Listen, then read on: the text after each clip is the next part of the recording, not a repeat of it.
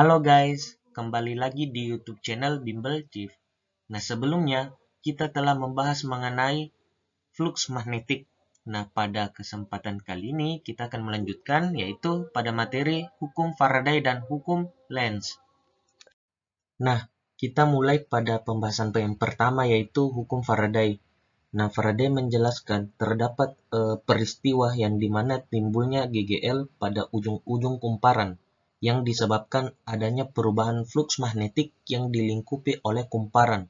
Nah, ini bisa disebut sebagai peristiwa GGL induksi. Jadi, Faraday menjelaskan bahwa besarnya GGL induksi ini bergantung pada laju perubahan flux magnet dan banyaknya lilitan pada kumparan.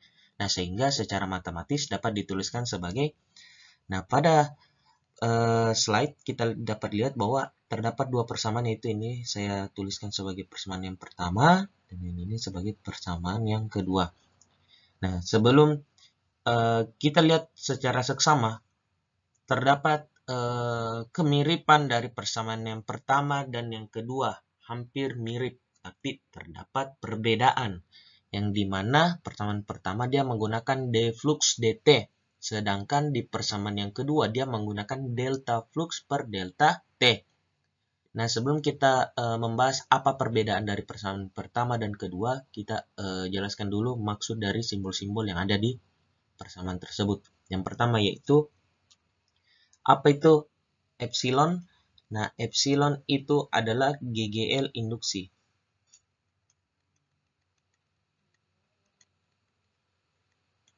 Yang dimana satuannya ini adalah volt. Nah, selanjutnya ada N. N itu adalah banyaknya lilitan.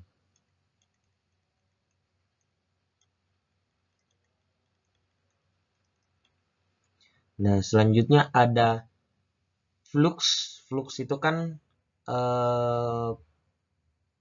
flux magnetik yang simbolnya seperti ini adalah flux magnetik. Yang dimana dia satuannya adalah W. Terus ada T. T itu adalah perubahan waktu.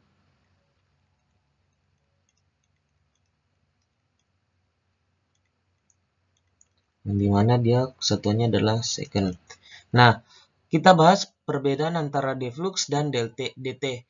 Kalau di soal untuk deflux dia bentuknya berupa persamaan. Misal deflux sama dengan, atau kita bahasakan sebagai perubahan flux magnetik itu sama dengan misal 5T kuadrat tambah 6T tambah 5.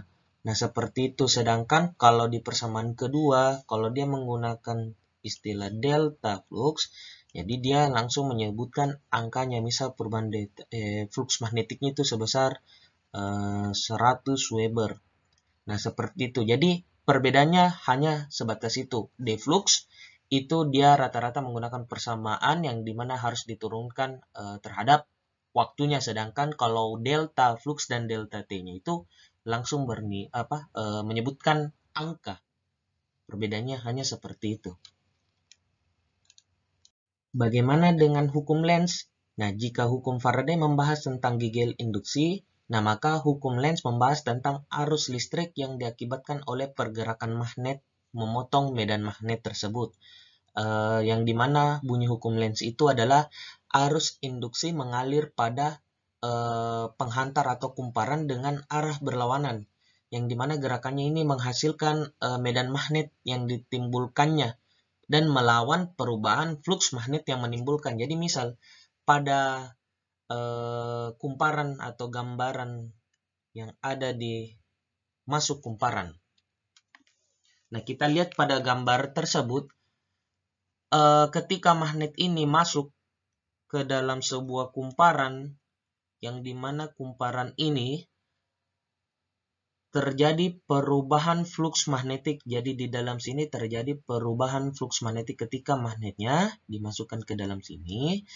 Nah, terjadi perubahan flux magnetik yang mana kita bisa lihat pada apa ini kemarin, yaitu galvanometer.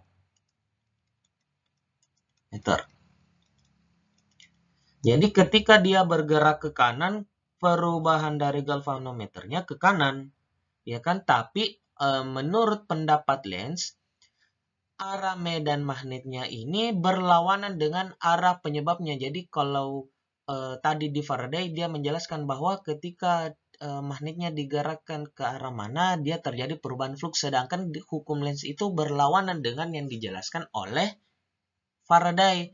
Jadi yang dimaksudkan hukum Lenz, terjadi perubahan yang dimana ada pergerakan yang berlawanan arah dengan penyebabnya. Nah, penyebabnya ini sependapat dengan hukum Faraday, sedangkan yang dimaksudkan hukum Lenz ini adalah yang berlawanan dengan Faraday.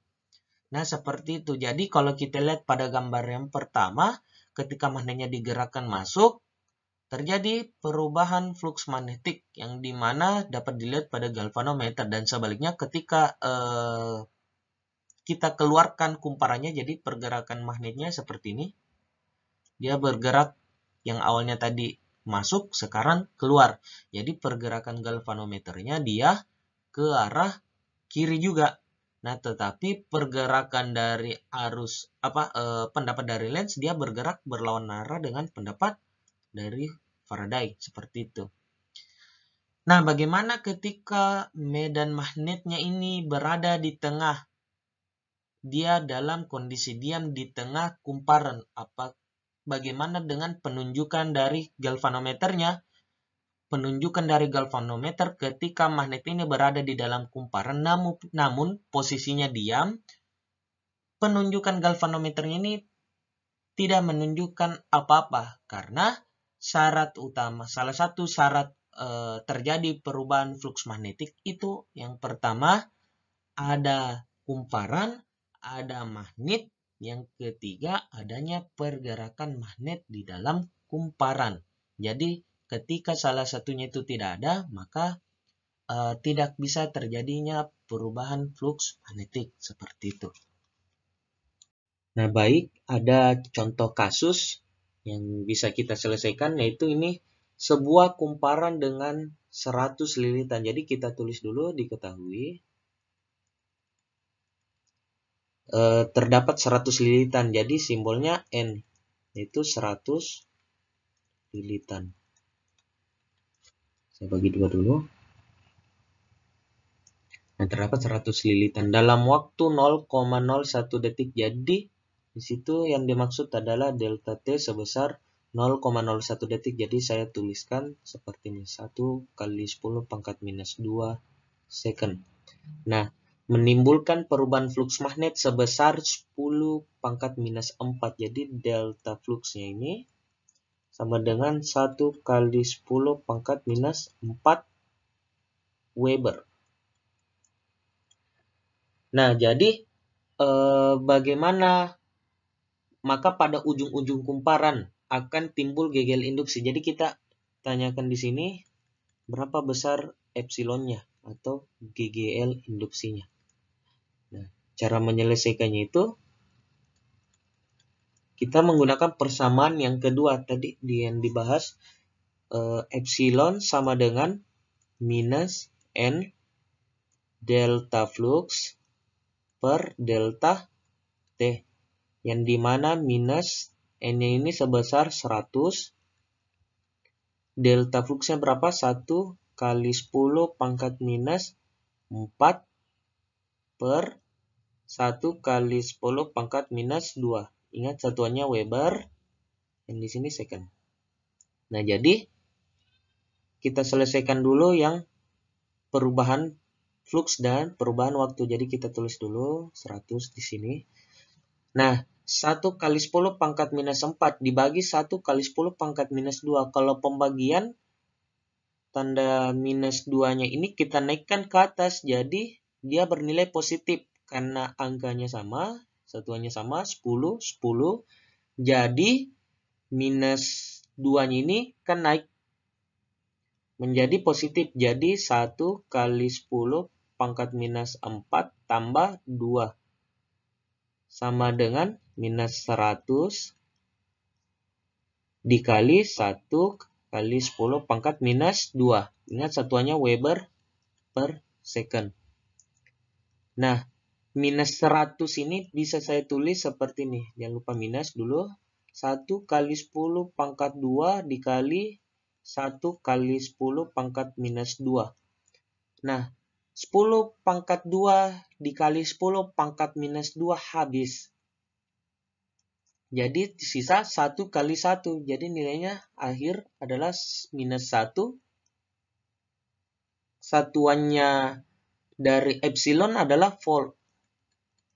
Jadi kita dapatkan di sini besar GGL induksi dengan nilai minus 1 volt. Apakah nilainya di sini bernilai minus? Tidak. Simbol minus ini hanya menandakan, saya jelaskan di sini, minus yang dimaksud hanya untuk perubahan arah.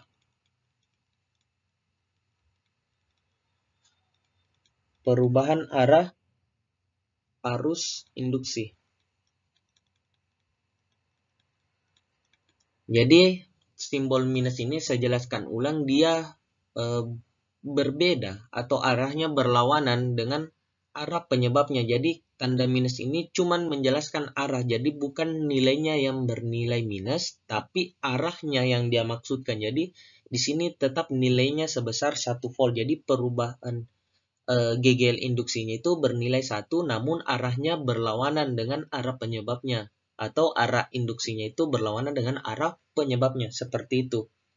Nah, oke lah. Itulah pembahasan materi mengenai flux magnetik dan hukum Faraday. Jika kalian masih bingung, bisa ditanyakan pada kolom komentar.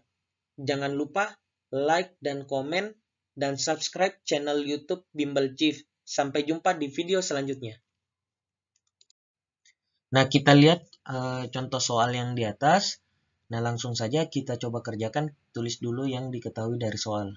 Nah, yang diketahui di soal adalah ada kumparan dengan 10 lilitan. Jadi yang dimaksud itu adalah N sebesar 10 lilitan. Nah, selanjutnya terdapat perubahan flux magnetik. Berarti yang dimaksudkan ini karena dia berbentuk persamaan, yaitu D flux. Yaitu 0,02 T pangkat 3 tambah 0,4 T pangkat 2 tambah 5. Nah, selanjutnya yang diketahui di soal itu T-nya sama dengan 1 second. Nah, yang jelas yang ditanyakan di soal yaitu adalah perubahan GGL induksi atau simbolnya epsilon. Nah, bagaimana cara menyelesaikannya? Jadi kita menggunakan persamaan yang pertama karena perubahan fluksnya itu berupa persamaan. Jadi kita tulis dulu epsilon sama dengan minus N D flux per dt. Yang dimana minus N ini sama dengan tadi minus 10 D flux. D fluxnya kita tulis dulu 0,02 T pangkat 3 ditambah 0,4 T pangkat 2 ditambah 5. Terus kita tulis dulu dt. Jangan dulu dimasukkan nilai T-nya. Jadi kita turunkan dulu. Jadi supaya dt-nya hilang, kita turunkan atas dan bawah. Jadi turunan dari ini 3 dikali 2 berarti 0,06. Berarti T-nya ini yang pangkat 3 kita kurangkan 1 menjadi T pangkat 2. Ditambah, jadi kita lakukan yang sama dengan yang tadi, 2 dikali 4, 0,8 T pangkat 1. Ditambah, karena dia tidak ada T-nya di sini berarti dia 0. Ya kan? Jadi, langsung saja dt-nya sudah habis, ya kan? Karena kita turunkan dt-nya. Jadi, langsung saja kalau sudah bentuk seperti ini, kita masukkan nilai T-nya, yaitu sebesar 1. Berarti minus 10 dikali 0,06 T pangkat 2, yang mana T-nya itu sama dengan 1, dikali 0,8, di mana T-nya pangkat 1. Oke, jadi minus 10 dikali 0,06 pangkat 1 dikali 1 pangkat 2 ditambah 0,8 kali 1. Oke, jadi hasil akhirnya nanti ini minus 10 dikali 0,86. Jadi berapa hasil akhirnya? Jadi hasil akhirnya itu sebesar minus 8,6, satuannya apa? Volt. Nah, perlu diingat, tanda minus ini dia tidak menjelaskan mengenai hasilnya yang minus. Bukan, tidak ada hasil yang minus, tapi tanda minus ini menjelaskan bahwa arah dari hukum Lenz ini berlawanan arah dengan hukum Faraday. Seperti itu. Baiklah, itulah tadi pembahasan materi mengenai hukum Faraday dan hukum Lenz. Jika kalian masih bingung, boleh diajukan pertanyaannya pada kolom komentar. Oke, baik. Jangan lupa like, comment, subscribe YouTube channel Bimbel Chief. Sampai jumpa pada pertemuan selanjutnya.